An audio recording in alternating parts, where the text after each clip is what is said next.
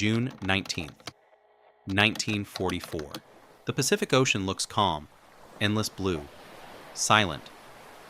But beneath that calm surface, two of the most powerful naval forces in human history are about to collide. This wasn't just another World War II battle. This was the largest carrier-to-carrier air battle ever fought. Hundreds of aircraft, dozens of warships, thousands of lives. And yet, American pilots would later nickname it the Marianas Turkey Shoot. Why would one of the most violent air battles in history be compared to a turkey hunt? What happened in the skies over the Philippine Sea that made it so one-sided? And how did this single battle permanently break Japan's naval air power? To understand that, we need to zoom out. Let's zoom out. By 1944, the United States had been pushing west across the Pacific for nearly 3 years. Island by island, battle by battle. After victories at Guadalcanal and Midway, Japan was on the defensive. Now, the Americans were heading towards something much bigger. The Marianas Islands, Saipan, Tinian, Guam. These islands were more than dots in the ocean. They were within bombing range of Japan's mainland. From here, American B-29 bombers could strike Tokyo directly. For Japan, losing the Marianas meant something terrifying. The war would no longer be out there. It would be coming home. So Japan launched an all-in counterattack. They called it Operation Ago. One massive strike. Destroy the American carriers, turn the tide. But there was a problem. The Japan of 1944 was not the Japan of 1941.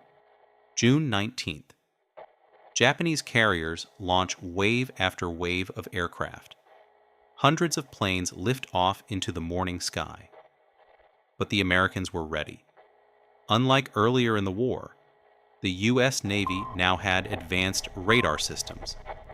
They could see the attack coming before the planes were even visible.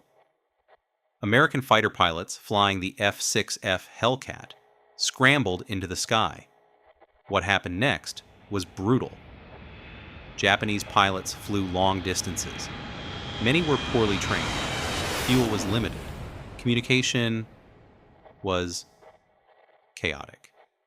And then the sky exploded. Wave after wave of Japanese aircraft were shot down. One American pilot later said, "It was just like an old-time turkey shoot."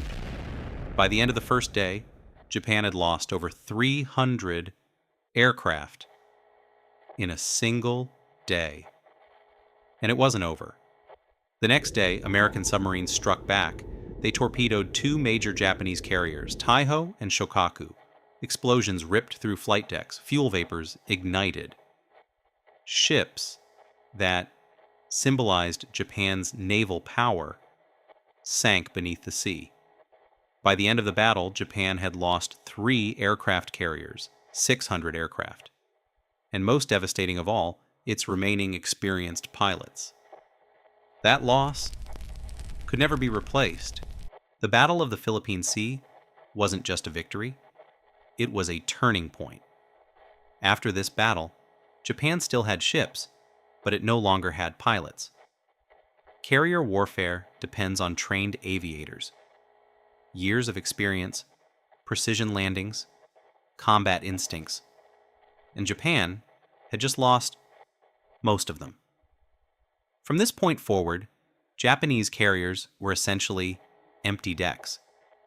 The Philippine Sea marked the moment when control of the Pacific skies permanently shifted.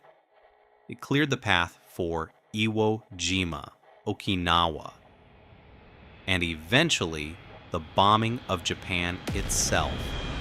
What happened over these waters in June 1944 didn't just win a battle. It ensured that Japan would never again dominate the Pacific. And that's why this fight, despite its almost casual nickname, was the day an empire's air power died.